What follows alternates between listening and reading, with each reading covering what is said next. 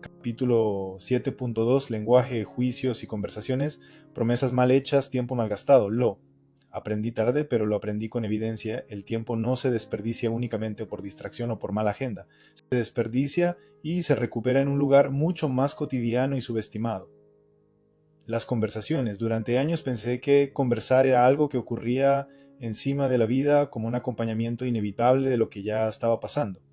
Hoy lo veo distinto, conversar es hacer. Con lo que digo, abro caminos, cierro posibilidades, activo conflictos, creo acuerdos, genero expectativas, dejo deudas o construyo futuro. Rafael Echeverría lo plantea desde la ontología del lenguaje con una fuerza que incomoda al ego. El lenguaje no es solo descriptivo, es generativo. No solo contamos lo que ocurre, participamos en lo que ocurre. Y cuando lo que generamos es confusión, ambigüedad o promesas mal hechas, el precio casi siempre se paga en tiempo, tiempo de retrabajo, tiempo de aclarar, tiempo de reparar, tiempo de apagar incendios, tiempo de recomponer confianza. Por eso esta parte del libro no te invita a hablar más, te invita a hablar mejor, a escuchar mejor, a distinguir mejor, a comprometerte mejor, porque una vida que quiere gobernar el tiempo no puede seguir hablando de forma ligera, como si las palabras fueran aire. Las palabras se quedan, las palabras crean, las palabras coordinan o desordenan. Y si esto te parece exagerado, míralo con honestidad. ¿Cuántas horas de tu semana se van en conversaciones repetidas porque la primera quedó abierta, ambigua o mal cerrada? Promesas mal hechas, tiempo mal gastado. Hay una escena que se repite en la vida de demasiadas personas. Se cierran días completos en cosas urgentes que en realidad son correcciones de conversaciones mal hechas. Un mensaje que se entendió mal. Un acuerdo que nunca se confirmó. Una promesa que se dijo con buena intención pero sin capacidad real. Un sí dado por presión. Luego vemos que dejó a alguien esperando, un pedido lanzado al aire sin condiciones ni fecha, un reclamo que nace de una expectativa que jamás se conversó. Ahí se va el tiempo, y se va de una forma especialmente dolorosa porque no solo consume horas, consume energía emocional, deteriora relaciones y erosiona confianza. Lo que parecía solo una frase se convierte en una cadena de consecuencias. La mayoría de las personas no asocia esto con gestión del tiempo porque lo mira como tema relacional o tema de comunicación. Pero si lo observas con precisión, es un tema de gobierno. Si no gobiernas tus conversaciones gobiernan tu semana. Por eso me gusta una frase atribuida a Bernard Shaw porque expone el autoengaño de manera simple. El mayor problema de la comunicación es la ilusión de que ha tenido lugar. Y esa ilusión es cara, cuesta tiempo, cuesta paz, cuesta foco. La escritura lo dice desde otro ángulo, con una precisión que no pierde vigencia, sea vuestro hablar, sí, sí, no, no. Esto no es rigidez moral, es economía espiritual. Es claridad que protege de la ambigüedad que desgasta, un sí confuso abre deudas, un no ambiguo deja puertas entreabiertas, un luego sin fecha es una promesa disfrazada. El tiempo se desangra cuando el lenguaje queda ambiguo y la ambigüedad no es inocente, deja expectativas flotando. Y una expectativa flotando es una bomba de tiempo emocional. Piensa en esto con honestidad. ¿Cuántos sí has dicho sin revisar realmente las condiciones? ¿Cuántos cuenta conmigo has pronunciado sin mirar tu energía, tus prioridades y tu capacidad real? ¿Cuántos luego vemos has usado como anestesia para evitar una conversación concreta? Aquí no hay moralismo, hay realidad. Y la realidad es sencilla. Una promesa mal hecha genera tiempo perdido. No porque la vida castigue, sino porque la coordinación tiene leyes. Si no se especifica, se interpreta. Si se interpreta, se distorsiona. Si se distorsiona, se rompe. Y lo que se rompe luego exige reparación. Además, lo que ya vimos en el capítulo anterior se confirma aquí sin repetirlo. Lo que no se gobierna en la mente se consolida en el lenguaje.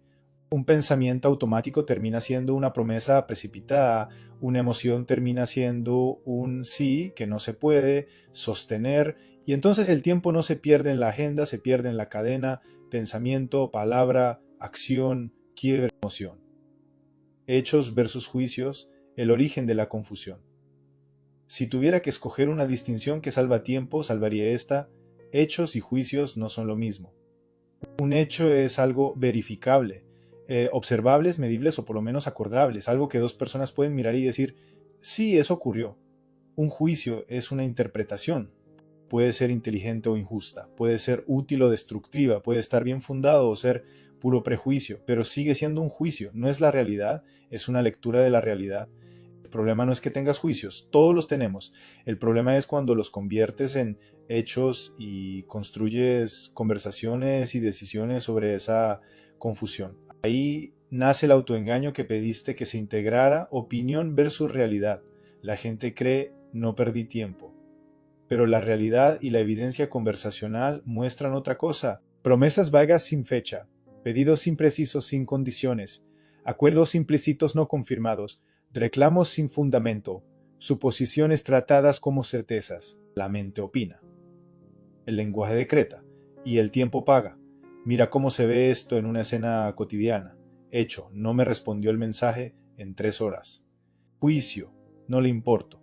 Consecuencia, tono frío, reclamo, distancia, discusión, tiempo perdido, horas de tensión por un juicio que quizá no tenía evidencia. Otro ejemplo.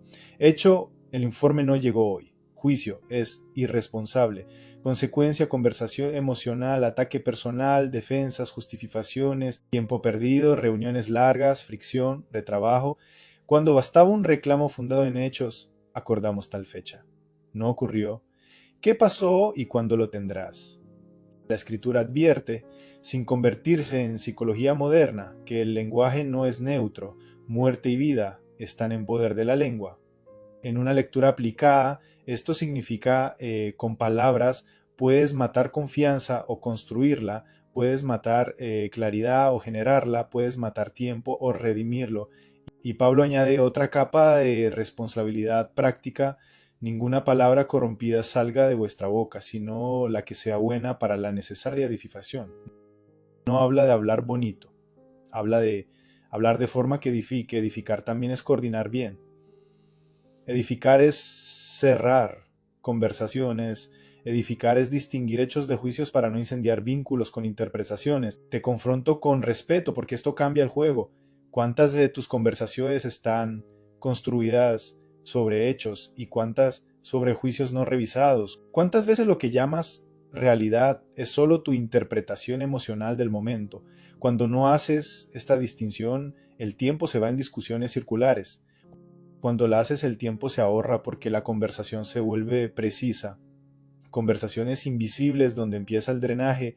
Antes de que hables con alguien, ya hablaste contigo. Y esa conversación interna muchas veces es el origen real del desorden externo. Te dices, me van a juzgar y prometes más de lo que puedes. Te dices, si digo no, me van a rechazar y te quedas ambiguo. Te dices, no vale la pena explicar y no pides lo que necesitas.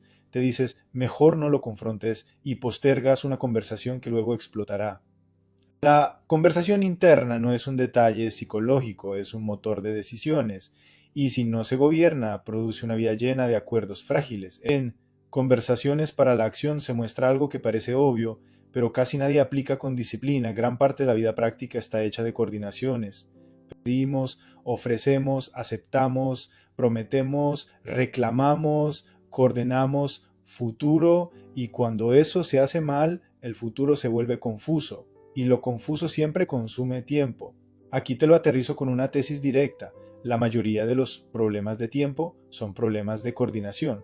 No es que falten horas, es que sobran conversaciones abiertas, pedidos que nunca se confirmaron, promesas que nunca se cerraron con condiciones, responsables que nunca se definieron, fechas que nunca se fijaron, expectativas que nunca se hicieron explícitas.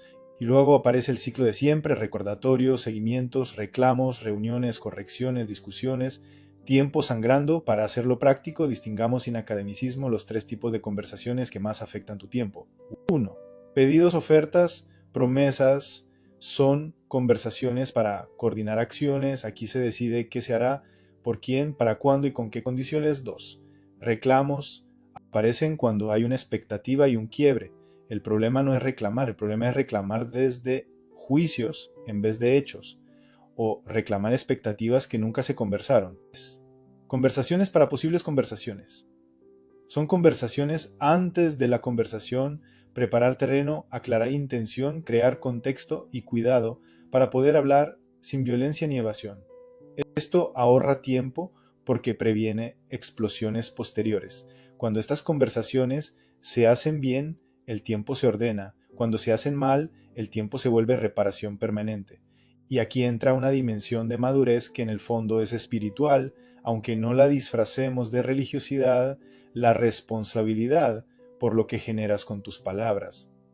No solo por lo que quisiste decir, sino por lo que realmente quedó coordinado. Herramienta, auditoría conversacional. No voy a agotar esta herramienta todavía. Solo la voy a colocar frente a ti, porque abre ojos de inmediato. Durante los próximos días, elige un solo escenario y observa tus conversaciones con 3 preguntas. 1. ¿Qué pedí y cómo lo pedí? ¿Fue claro? ¿Incluyó condiciones? ¿Incluyó fecha? ¿Incluyó estándar? 2. ¿Qué prometí y qué condiciones acepté? ¿Prometí desde capacidad real o desde presión? ¿Prometí para quedar bien o para coordinar de verdad? 3. ¿Qué reclamé y en qué expectativa se apoyaba? ¿Esa expectativa fue conversada, es hecho o juicio? ¿Estoy pidiendo reparación o estoy descargando frustración? Caso guiado breve, familia, frase típica, luego vemos. Suena mal, pero es una conversación abierta. Pedido. Necesito que definamos hoy a qué hora veremos lo del colegio. Promesa. Sí, yo me encargo. Expectativa. Tú deberías saber que era importante. Resultado, irritación, resentimiento, discusión de 40 minutos por algo coordinable en 3 minutos. La auditoría no busca perfección, busca claridad, busca hacer visible algo que duele pero libera. Gran parte de tu desgaste no es por exceso de tareas, sino por conversaciones mal cerradas. Si te quedas con una sola verdad de esta sección, que sea esta, cada conversación mal cerrada deja una deuda. Y toda deuda exige pago, a veces en tiempo, a veces en energía, a veces en confianza, a veces en paz interior. Por eso el gobierno del tiempo no puede separarse del gobierno del lenguaje. Y por eso la pregunta que sigue ya no es solo qué dices, sino algo más profundo. ¿Desde dónde lo dices? ¿Qué tipo de observador habla en ti cuando prometes, cuando pides, cuando reclamas o cuando te callas? Ahí empieza el siguiente tramo del camino. Porque cambiar el lenguaje ayuda, pero cambiar el observador cambia los resultados, quiebres, reclamos y coordinación, donde el tiempo se sangra o se recupera. Hay una forma de pérdida de tiempo que casi nadie contabiliza porque no se ve como pérdida, se ve como vida normal, reuniones que se repiten, conversaciones que vuelven al mismo punto, aclaraciones interminables, mensajes cruzados, tensiones que se acumulan, silencios que se alargan. Y en medio de todo, la frase que lo encubre todo, no sé por qué esto se volvió tan complicado. Con el tiempo entendí que lo que vuelve una semana pesada no es la cantidad de asuntos, sino la cantidad de quiebres mal manejados.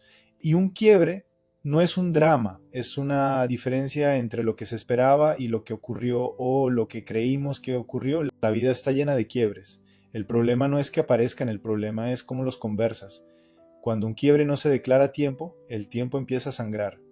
Sangra en energía emocional, en fricción relacional, en retrabajo, en ansiedad anticipatoria, en discusiones largas por detalles pequeños. Lo que pudo ser una conversación clara de 10 minutos se convierte en una semana entera de desgaste.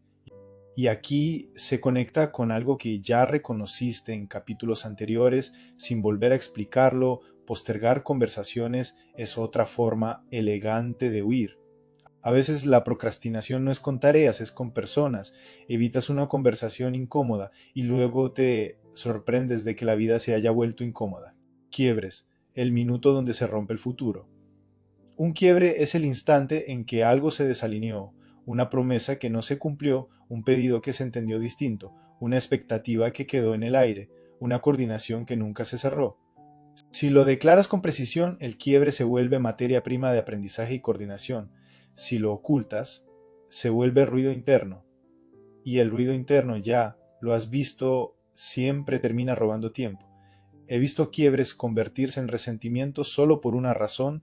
La persona no conversó el quiebre, lo convirtió en identidad, no dijo, esto no ocurrió como acordamos, dijo, tú siempre eres así, no dijo, me confundí con lo que entendí, dijo, no le importo, y en ese paso el quiebre deja de ser un evento y se vuelve una sentencia. Ahí la distinción hechos versus juicios se vuelve vital. Si el quiebre se narra desde hechos, se puede coordinar. Si se narra desde juicios, se pelea. Y una pelea es una conversación que no construye futuro, solo consume presente. La escritura lo plantea con una sabiduría casi quirúrgica. Si tu hermano peca contra ti, ve y repréndele, estando tú y él solos. Más allá del marco espiritual, hay un principio práctico: hablar a tiempo con la persona correcta, en el contexto correcto, evita sangrías largas. Lo contrario, hablar tarde, con terceros, con ruido emocional, multiplica costos. Pregúntate con honestidad: ¿qué quiebre has normalizado tanto que ya ni lo llamas quiebre, pero te sigue drenando? ¿Qué conversación pequeña se volvió grande solo porque nadie la conversó a tiempo? Reclamos fundados, quejas estériles. Un reclamo no es malo. Lo que destruye es el reclamo sin fundamento, o el reclamo convertido en ataque personal. La diferencia parece sutil, pero salva horas y relaciones. Reclamo fundado, hay una promesa o expectativa clara, más hay evidencia de quiebre, más se busca reparación o nueva coordinación. Queja estéril, no hay pedido claro, no hubo promesa explícita, no hay evidencia, solo hay descarga, cansancio y un juicio general. Cuando una pareja, un equipo o una familia discute desde juicios, el conflicto se alarga porque nadie puede resolver una etiqueta. Si digo, eres irresponsable, ¿qué se hace con eso? Se defiende, se contraataca, se justifica, se rompe la confianza. Si digo, acordamos entregar esto el jueves y no ocurrió, necesito saber qué pasó y para cuándo queda. Entonces hay un camino posible. Ese camino no es frialdad, es cuidado. Precisión es amor práctico porque evita daño colateral. Precisión protege el vínculo porque no obliga al otro a defender su identidad, lo invita a revisar una acción y a coordinar futuro. Santiago lo pone de manera contundente: todo hombre sea pronto para oír, tardo para hablar, tardo para airarse. Si lo aplicas al tiempo, es una regla de oro. La mayoría de los conflictos que se tragan horas nacen de hablar rápido desde emoción y escuchar poco desde presencia. Y Proverbios completa la idea con una advertencia que también es economía del tiempo.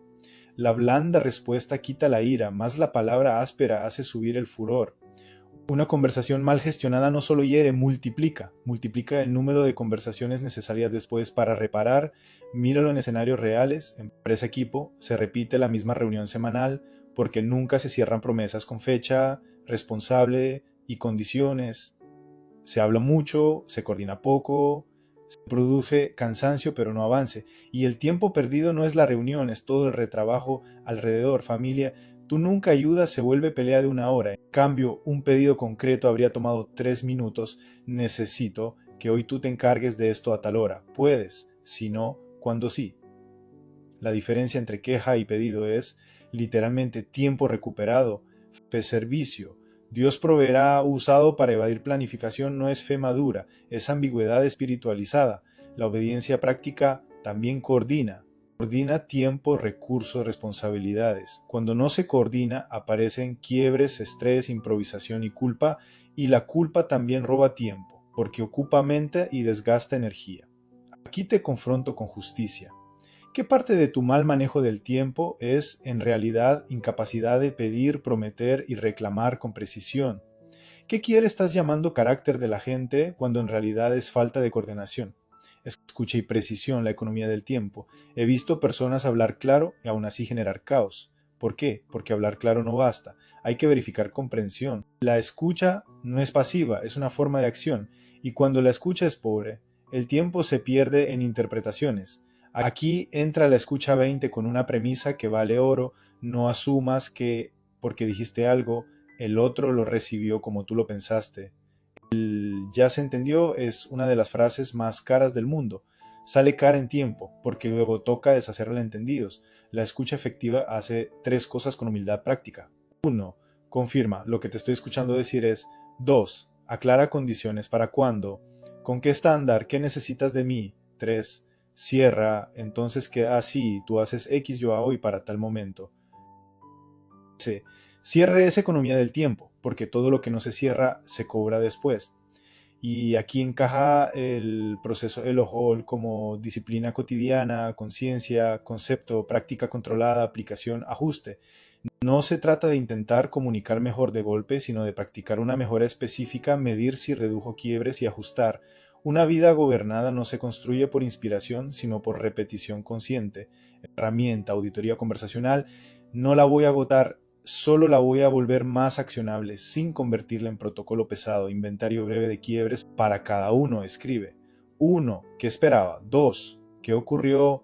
3. ¿Qué parte es juicio? Luego haz una corrección simple. Toma el juicio principal y conviértelo en coordinación. No le importo, necesito hablar contigo de esto, para mí era importante y no ocurrió. ¿Qué pasó y cómo lo coordinamos? Son irresponsables. Acordamos esto para tal fecha, no se cumplió. ¿Qué condiciones fallaron y qué nuevo acuerdo hacemos?